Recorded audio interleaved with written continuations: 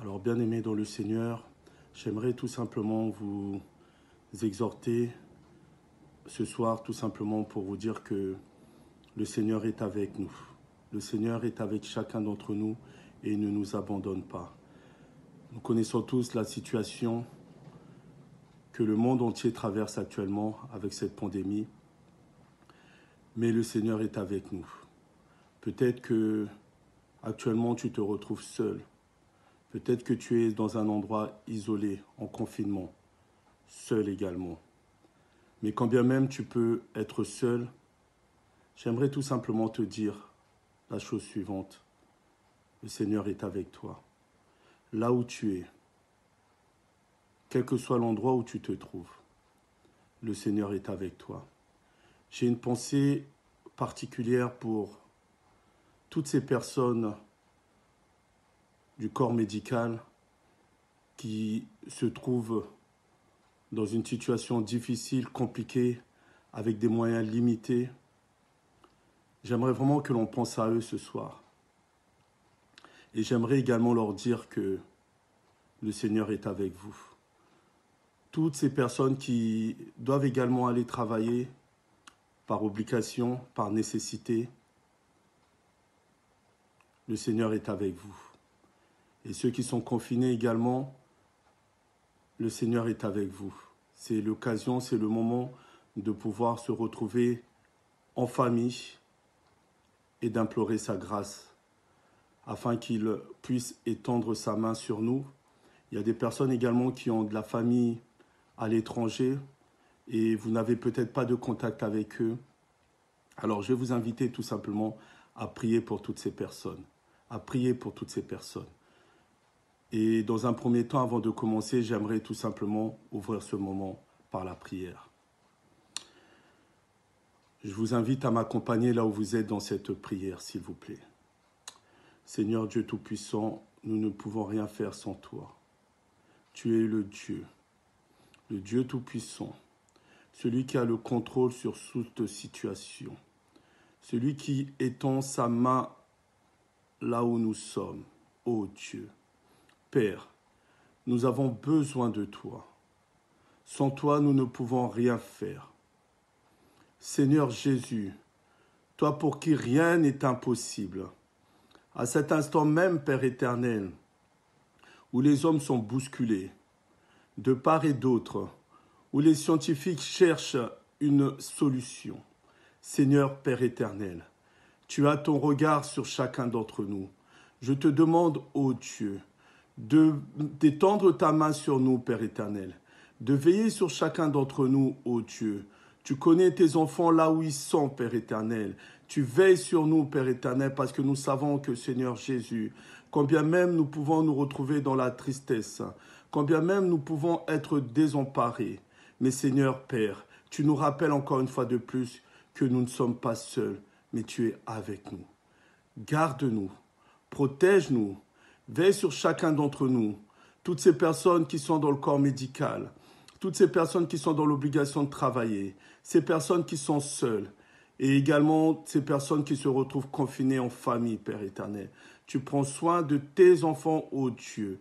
Merci pour ta grâce, merci pour ton amour, merci pour ta présence au milieu de nous. Sois loué, sois glorifié dans le bon nom de Jésus. Nous t'avons ainsi prié. Amen. Merci Seigneur pour sa présence au milieu de nous. Ce soir, j'aimerais tout simplement partager la parole avec vous. Et le thème de ce soir, c'est tout simplement que nous devons apprendre à nous humilier devant Dieu.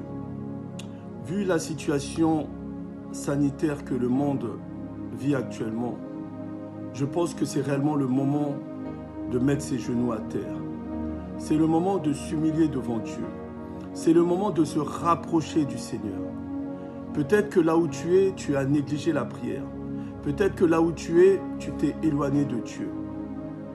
Mais j'aimerais te dire, ma sœur, j'aimerais te dire, mon frère, c'est vraiment le moment de se rapprocher de Dieu.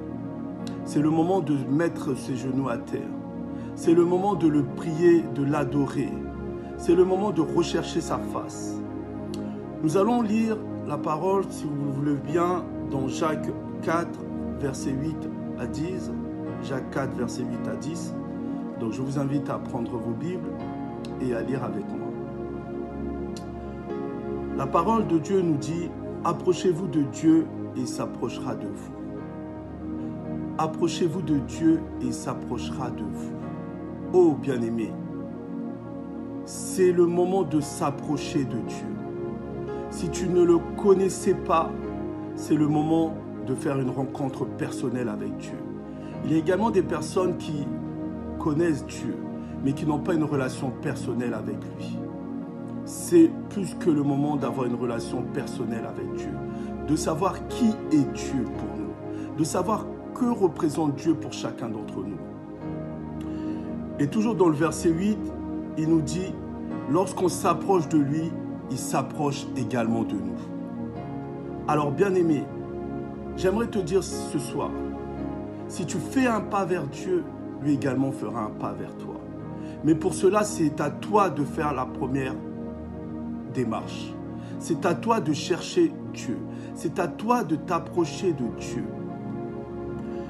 Et il nous dit également de nettoyer vos mains pécheurs. Purifiez vos cœurs, hommes irrésolus. Purifiez vos cœurs. Nettoyez vos mains, pécheurs. Ne sommes-nous pas des pécheurs? Ne sommes-nous pas des hommes qui faisons du mal aux autres? Ne sommes-nous pas des personnes qui critiquons d'autres personnes? Ne sommes-nous pas des personnes qui avons les mains sales? C'est le moment de laver nos mains. C'est le moment de nous purifier. C'est le moment de demander pardon à Dieu. C'est le moment de se repentir. Oh bien-aimé, je ne sais pas quelle est ta situation là où tu te trouves actuellement. Peut-être que tu es malade. Peut-être que tu es dans une situation critique. Peut-être que tu es dans la peur, dans l'angoisse. Mais j'aimerais te dire ce soir, si tel est ton cas, c'est le moment de t'approcher de Dieu. Et dans le verset 9, il nous dit, sentez votre misère, soyez dans le deuil et dans les larmes, que votre rire se change en deuil, que votre rire se change en deuil, que votre rire se change en deuil, que votre rire se change en deuil et votre joie en tristesse. Bien-aimés, nous avons eu tendance à prendre les choses du Seigneur à la légère.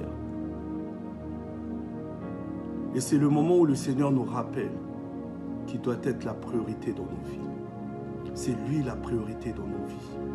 Nous avons eu tendance à rire, à nous préoccuper d'autre chose, à mettre Dieu au second plan, voire certains moments même l'oublier, oublier qu'il existe.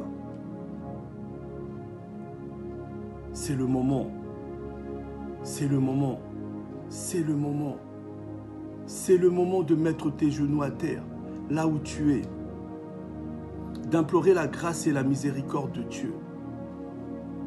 Verset 10, il nous dit, humiliez-vous devant le Seigneur et vous élèvera.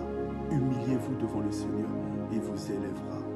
Oh, bien-aimé, lorsque tu vas t'humilier devant Dieu, c'est à ce moment-là qu'il va t'élever. C'est à ce moment-là qu'il te sort d'une situation difficile. C'est à ce moment-là qu'il te sort d'une situation de crise. Lorsque le monde prendra réellement conscience qu'il faut s'humilier devant Dieu, c'est à ce moment-là que le Seigneur nous sortira de cette situation critique, de cette situation difficile.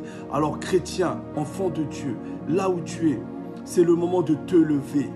C'est le moment de t'humilier. Lève-toi dans la prière. Implore ton Dieu. Crie à Dieu. Demande-lui son intervention. Personne d'autre ne peut intervenir si ce n'est lui. Et nous avons besoin de lui. Nous avons besoin de lui. Mais cela nécessite de pouvoir connaître Dieu, de reconnaître que Dieu est Dieu, que Dieu est unique. Il n'y a point d'autre Dieu. Oh, je ne sais pas autrefois qui réellement tu priais, mais je te demande maintenant de prier le Dieu véritable, le seul Dieu, l'unique Dieu. Marc 12, versets 28 à 33, nous allons lire encore. Et nous allons commencer par le verset 28. Un des scribes qui les avait entendus discuter, sachant que Jésus avait bien répondu aux Sadducéens, s'approcha et lui demanda « Quel est le premier des commandements, de tous les commandements? Quel est le premier ?» Et le Seigneur Jésus lui répondit tout simplement « Voici le premier. Écoute Israël, écoute enfant de Dieu. Voici le premier commandement. Le Seigneur notre Dieu est l'unique Dieu. Le Seigneur notre Dieu est l'unique Dieu. Tu aimeras le Seigneur ton Dieu de tout ton cœur. » Alors je ne sais pas où étaient tes pensées. Je ne sais pas sur qui ou sur quoi porter ton amour. Mais j'aimerais te dire ce soir que tu dois aimer ton Dieu de tout ton cœur.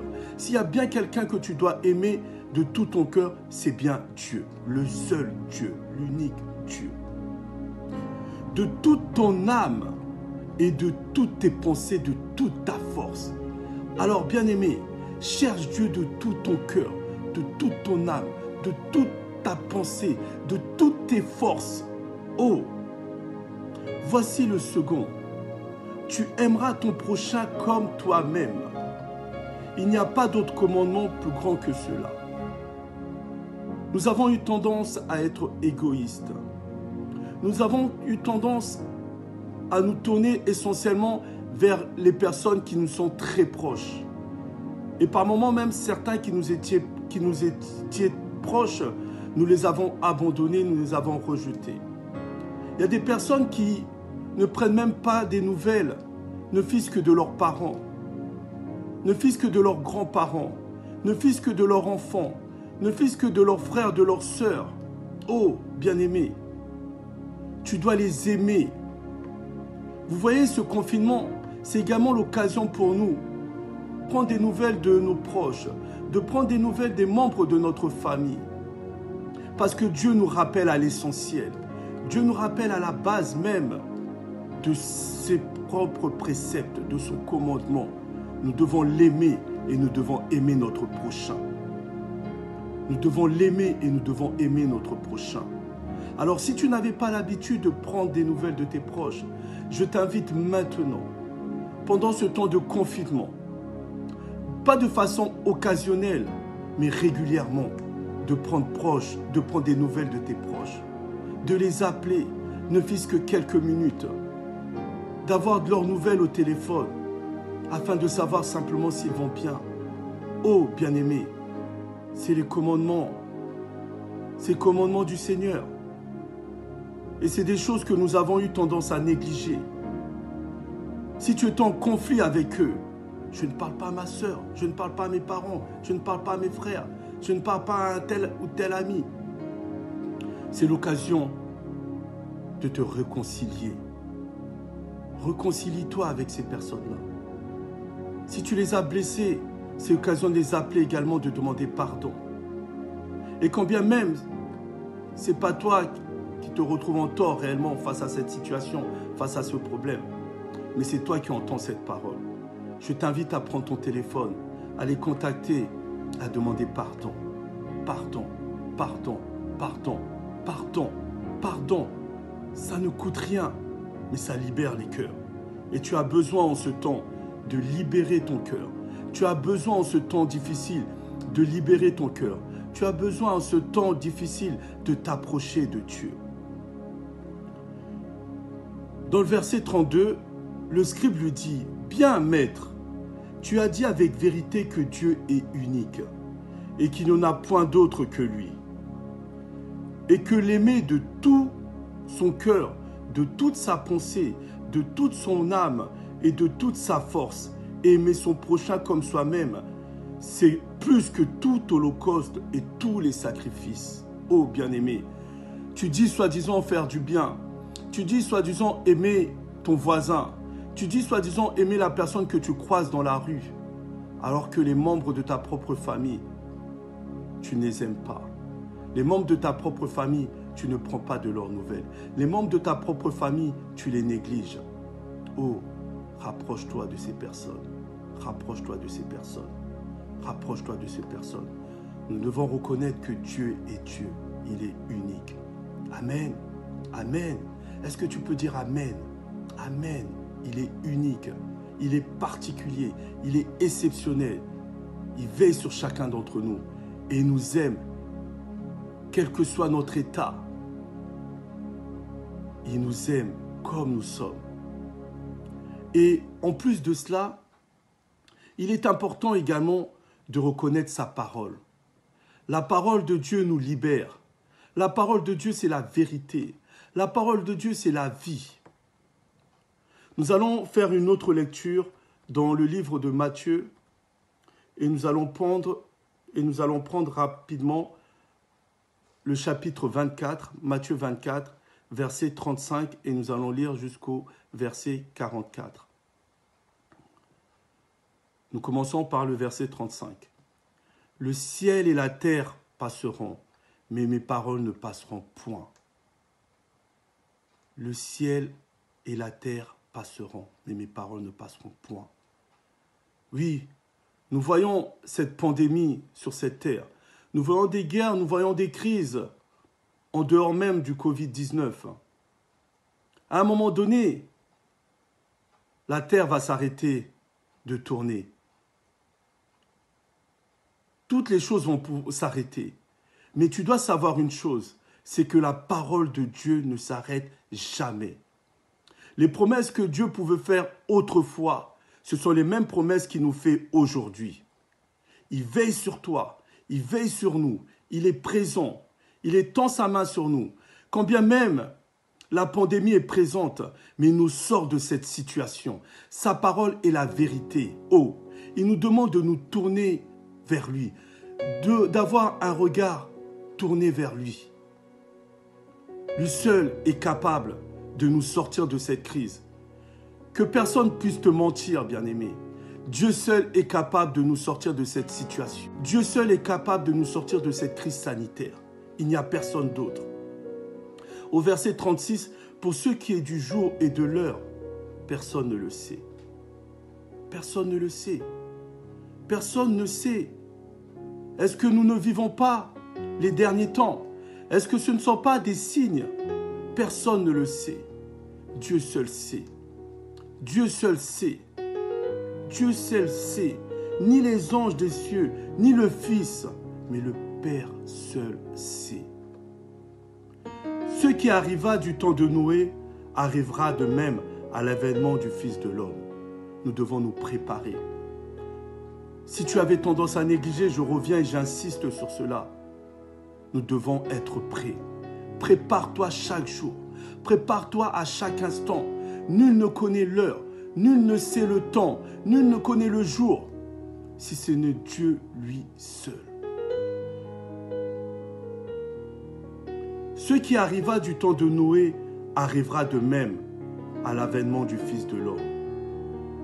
Car dans les jours qui précédèrent le déluge, les hommes mangeaient et buvaient, se mariaient et mariaient leurs enfants jusqu'au jour où Noé entra dans l'arche.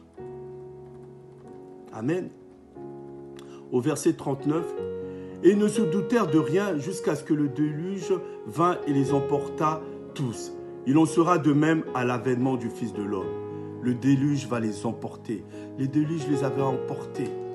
Et à un moment donné, notre monde vivra également ce déluge. Notre monde vivra ce déluge.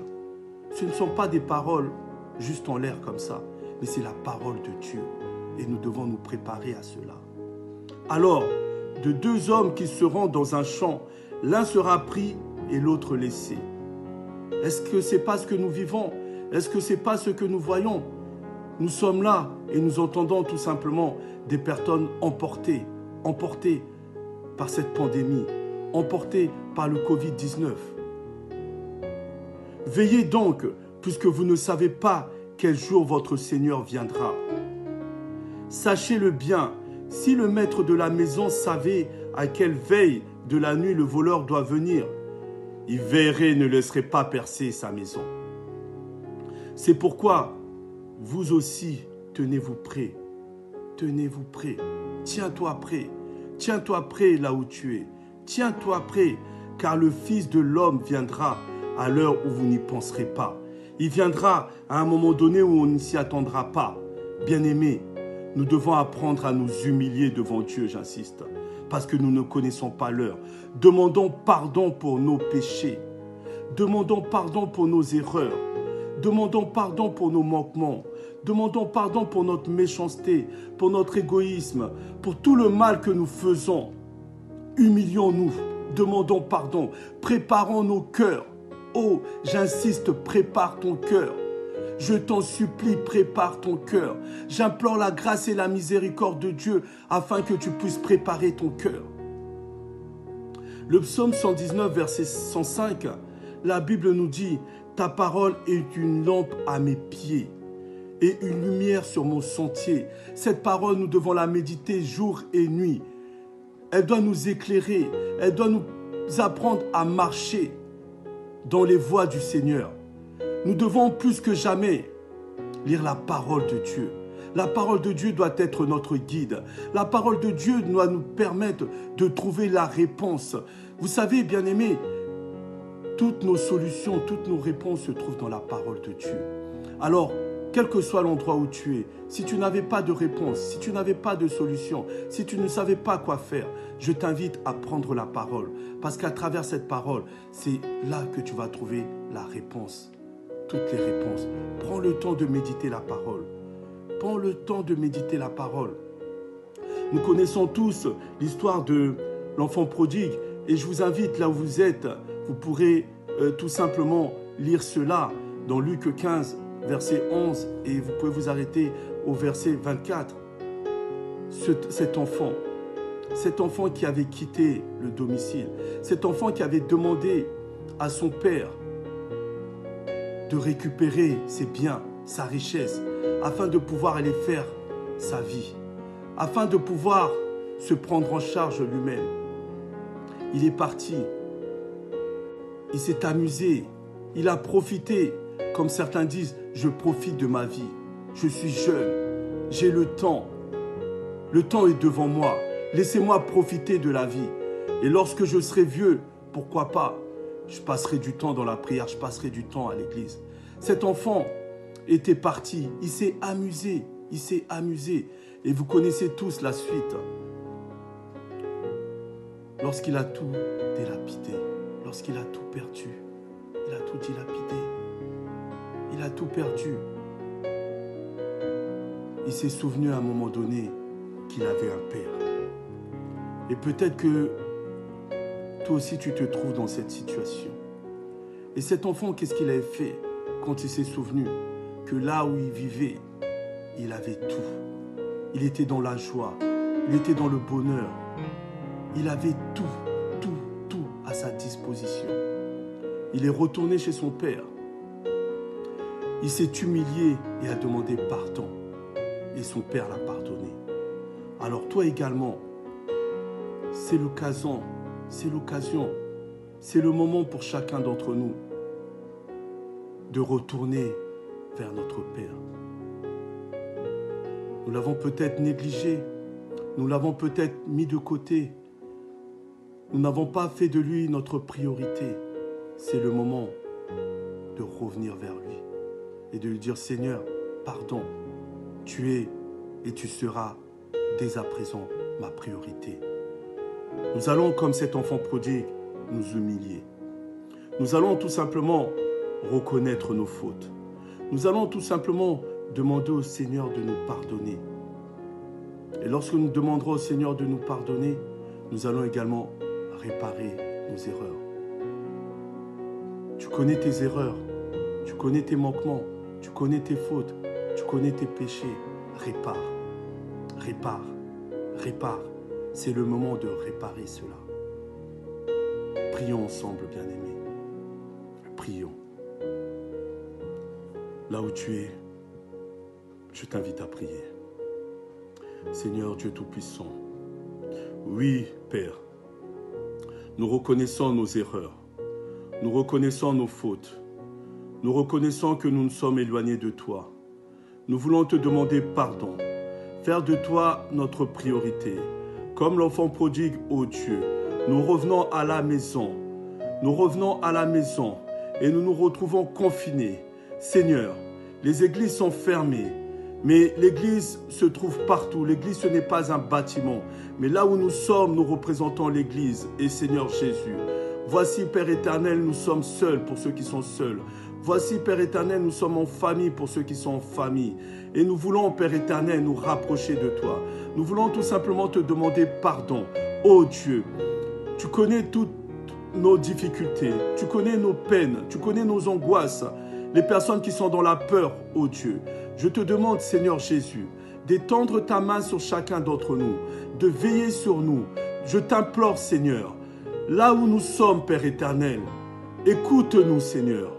Regarde nos pleurs, regarde nos alarmes, regarde nos cris, ô Dieu. Aie un regard favorable sur nous, Seigneur. Pardonne nos péchés, ô Père. Je t'en supplie, Seigneur. Je t'en supplie.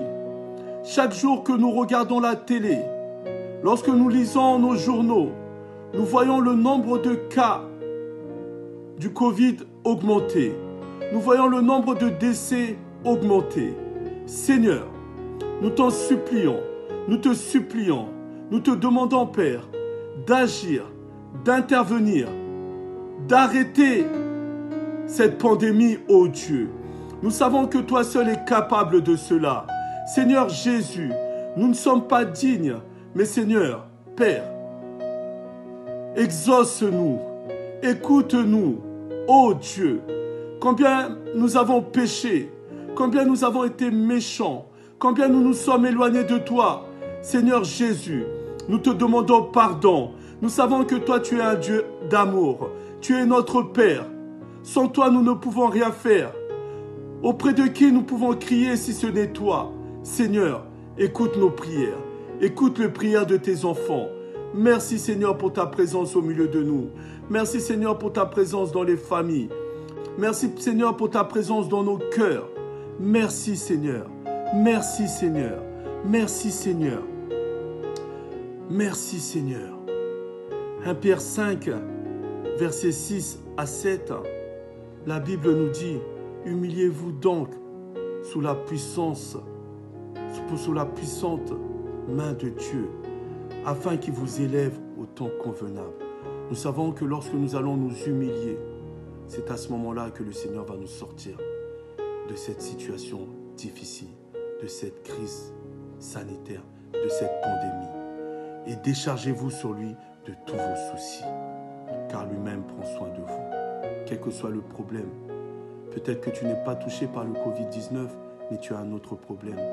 Tu es peut-être malade, tu as un problème personnel, tu as un problème dans ton couple, tu as un problème administratif.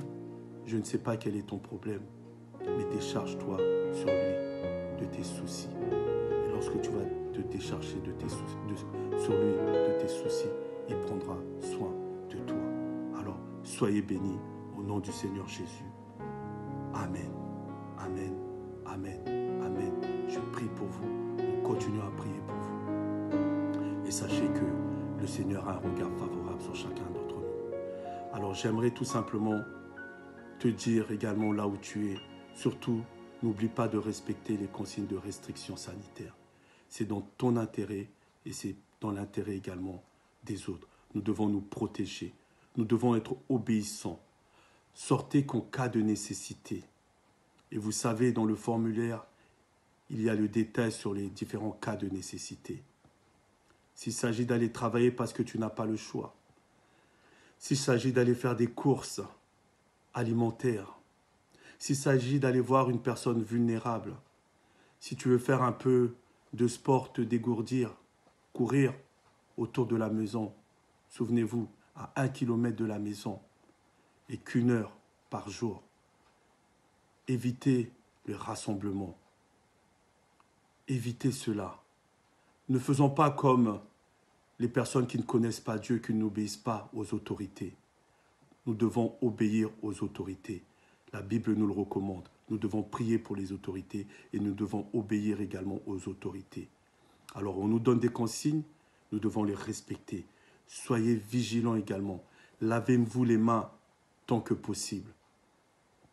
Si vous toussez ou vous éternuez, n'hésitez pas à le faire sur votre coude.